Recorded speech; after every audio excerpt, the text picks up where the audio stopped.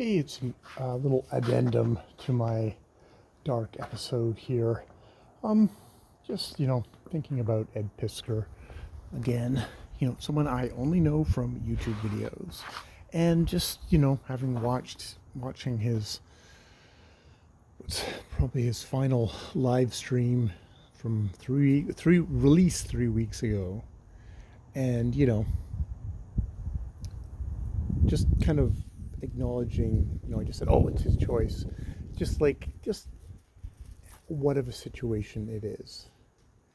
He was a cartoonist, and this was his entire life. And you get the sense that from pretty early age, like suddenly this was it.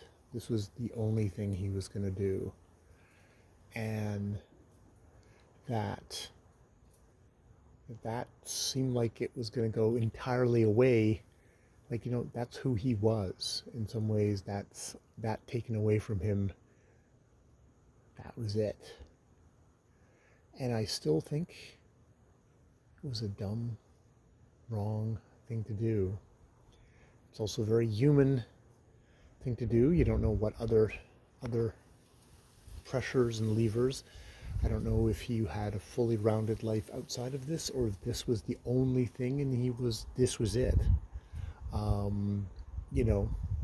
You wonder if it was the only pillar, and when it got knocked out, he just came tumbling down. Whereas somebody else would be like, it would be bad, but maybe they would find something else or build something else, or, you know,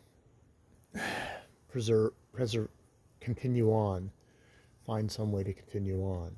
And, sometimes guys like that, they continue on by throwing themselves into the really shitty side of a really shitty, bitter, angry, misogynistic side of things. So, could have been that kind of a life. It could have been a whole bunch of things. Maybe it was just crushed and sad. And yeah, but I just,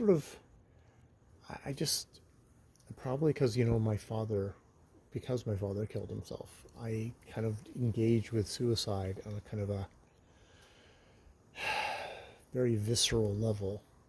And sometimes I don't let it kind of sink all the way through because it's going to hurt me too much. But sort of letting it sink through, letting it sit there as like, he did that.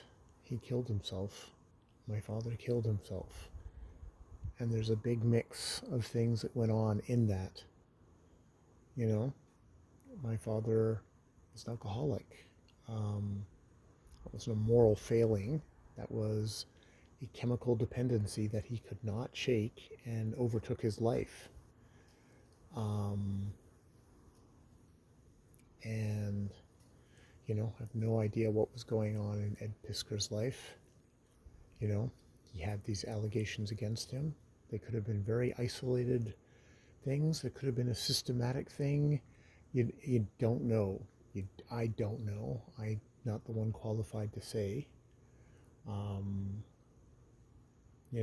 knew one very much side about him, very kind of male-ish, chatting with his buddy, fellow cartoonist on KFAB channel, YouTube, talking about comics and doing it in a very passionate, very kind of, it's not comic book nerd, but, comic book, lovers, enthusiasts, guys who are just really into this, really love this as an art form, as a, the technical, the artistic, the, all that side of things.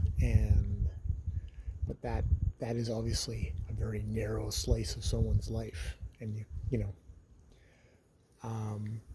wouldn't be vilifying the people who were not happy with him in other parts of his life, which is what I felt maybe is where I'm starting to disagree with someone like Steve Donahue. It's like, they had grievances that might quite well be very legitimate grievances. That this, I don't want to relitigate because I have nothing to litigate. I know nothing. I am a know-nothing bozo on the internet. And, I'm a know-nothing bozo on the internet that's coming from it from when I was 17. My alcoholic father went into a hospital bathroom and shot himself. Yeah, because he didn't want to be around anymore. He had lost his job. Whatever he was, he felt was gone. And there wasn't anything left, he thought, and ended it all, you know? And obviously that was reverberated in my life and in how I've been shaped and how I feel about things, including Ed Pisker. Rest in peace.